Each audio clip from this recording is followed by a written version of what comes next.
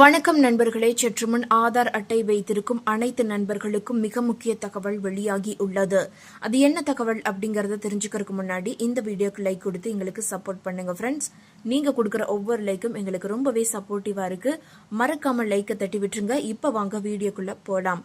அதாவது இந்தியாவில் பள்ளிகளுக்கான அட்மிஷனில் தொடங்கி அரசின் நலத்திட்டங்களை பெறுவது வரை அனைத்து விதமான தேவைகளுக்கும் ஆதார் கார்டு என்பது முக்கியமான ஒரு அடையாள ஆவணமாக கேட்கப்படுகிறது. நம் நாட்டில் 2 விதமான ஆதார் அட்டைகள் வழங்கப்படுகின்றன. பிறந்தது முதல் 5 வயதிற்கு உட்பட்ட குழந்தைகளுக்கு மத்திய அரசு பால் ஆதார் அட்டை வழங்குகிறது. அடுத்ததாக 5 வயதுக்கு மேற்பட்ட அனைவருக்கும் வழக்கமான ஆதார் அட்டை வழங்கப்படுகிறது. பள்ளியில் அட்மிஷன் போடுவது தொடங்கி அரசின் ஸ்காலர்ஷிப், ரேஷன் அட்டையில் பெயர் சேர்ப்பது வரை அனைத்திற்குமே ஆதார் அட்டை முக்கியம். எனவேதான் குழந்தை பிறந்து அவர்கள் 5 வயது முடிவதற்குள் பால் ஆதார் அட்டையை வாங்கி வைத்துக் கொள்வது நல்லது என சொல்லப்படுகிறது.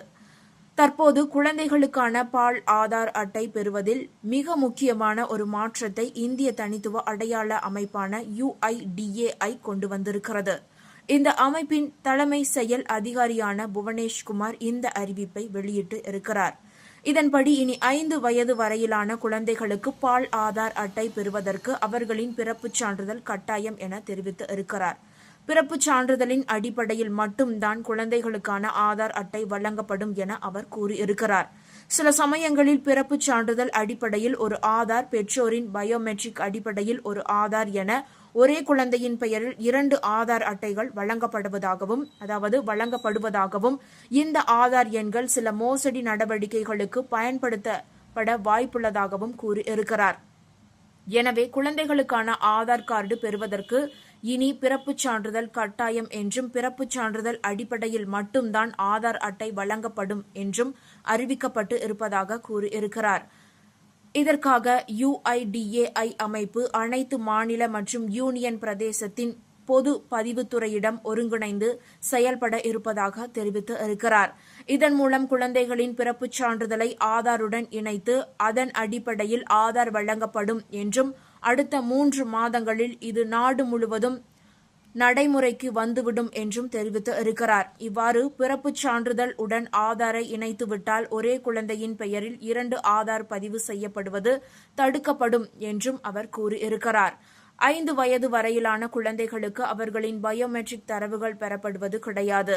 அதற்கு மாறாக அவர்களின் பெற்றோரின் பயோமெட்ரிக் தரவுகள் தான் பெறப்படுகின்றன. இந்த குழந்தைகளுக்கு 5 வயது முடிந்த பிறகு பெற்றோர் குழந்தைகளின் கருவிழி மற்றும் கைரேகை உள்ளிட்ட பயோமெட்ரிக் தகவல்களை அப்டேட் செய்து ஆதாரை புதுப்பித்துக் கொள்வது கட்டாயம். இனி வரும் நாட்களில் குழந்தைகளுக்கான ஆதார் அட்டைக்கு விண்ணப்பம் செய்யும் போது கட்டாயம் குழந்தையின் பிறப்புச் சான்றிதழை சமர்ப்பித்தாக வேண்டும். இல்லை என்றால் அவர்களுக்கு ஆதார் கிடைக்காது என தெரிவிக்கப்பட்டு இருக்கிறது. உங்கள் வீட்டில் 5 வயதிற்குட்பட்ட குழந்தை இருக்கிறது. அந்த குழந்தைக்கு நீங்கள் ஆதார் அட்டை பெற போகிறீர்கள் என்றால் கட்டாயம் பெற்றோரில் யாரேனும் ஒருவருடைய ஆதார் அட்டை மற்றும் குழந்தையின் பிறப்புச் சான்றிதழ் ஆகிய 2ஐயும் இ-சேவை மையத்திற்கு கொண்டு சென்றால் மட்டுமே விண்ணப்பிக்க முடியும். அதேபோல போலி ஆதார் கார்டுகள் குறித்து மிக முக்கிய எச்சரிக்கை தகவல் ஒன்று வெளியாகி இருக்கிறது. அதாவது இந்த போலி ஆதார் அட்டைகள் மிக எளிமையாக உருவாக்கப்படுகின்றன. இப்படிப்பட்ட போலி ஆதார் அட்டையை ஆன்லைனில் கண்டுபிடிப்பது எப்படி என்பதை இப்போது தெரிந்து கொள்வோம். தொழில்நுட்பம் வளர்ந்து வரும் இந்த காலத்தில் சில மோசடி பேர்வழிகள் தொழில்நுட்பத்தை தவறாக பயன்படுத்தி அனைத்தையும் போலியாக உருவாக்குகின்றனர். அதேபோல நமது ஆதார் அட்டைகளையும் போலியாக உருவாக்கி அவற்றை கொண்டு பல முறைகேடுகளில் ஈடுபடுகின்றனர். அத்தகைய பிரச்சினைகளுக்கு முற்றுப்புள்ளி வைக்கவும் போலி ஆதார் அட்டைகளை எளிதாக கண்டறியவும் நாம் சில வழிகளை பின்பற்றுவது அவசியம். இந்தியாவில் ஒவ்வொரு குடிமகனுக்கும் ஆதார் ஒரு மிக முக்கிய அடையாள அட்டை. வங்கி சேவை முதல் அனைத்து அதிகாரப்பூர்வ வேலைகளுக்கும் ஆதார் அட்டை அவசியமாகிறது. ஆனால் சமீப காலமாக பலர் போலி ஆதார் அட்டைகளை பயன்படுத்துகின்றனர். இது சில சமயங்களில் பல சிக்கல்களுக்கு வழிவகுக்கிறது. இந்த சிக்கல்களுக்கு தீர்வு காண போலி ஆதார் அட்டைகளை எப்படி எளிதாக கண்டறிவது என்பதை பற்றி இந்த ஒரு பதிவில் தெளிவாக பார்க்கலாம். அதாவது ஆதார் அட்டையை சமர்ப்பிக்க நீங்கள் முதலில் UIDAIயின் அதிகாரப்பூர்வ இணையதளமான இந்த ஒரு இணையதளத்திற்கு செல்ல வேண்டும். இணையதளத்திற்கு சென்றதும் எனது ஆதார் பகுதிக்கு சென்று ஆதார் எண்ணை சரிபார்க்கவும். அதாவது மை ஆதார் பகுதிக்கு சென்று வெரிஃபை ஆதார் நம்பர் என்ற விருப்பத்தை தேர்ந்தெடுக்க வேண்டும். அடுத்து உங்கள் 12 இலக்க ஆதார் எண் மற்றும் திரையில் தோன்றும் கேப்சா கோடு அதாவது கேப்சா குறியீடு ஆகியவற்றை உள்ளிட வேண்டும். நீங்கள் சரிபார்க்கவும் அதாவது வெரிஃபை பொத்தானை அழுத்தியவுடன் உங்கள் ஆதார் எண் செயலில் உள்ளதா அல்லது செயலற்ற நிலையில் உள்ளதா என்பது உடனடியாக தெரிந்துவிடும்.